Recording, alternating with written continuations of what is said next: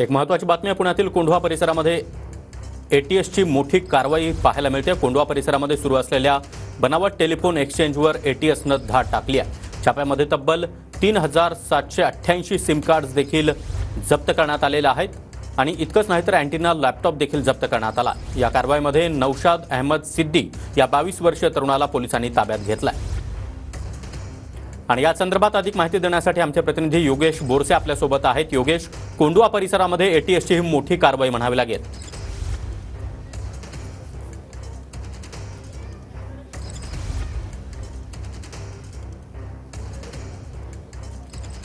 निश्चितच सागर ऐन गणेश उत्सवाच्या पार्श्वभूमीवरती दहशतवाद विरोधी पथकाकडून ही मोठी कारवाई म्हणता येईल।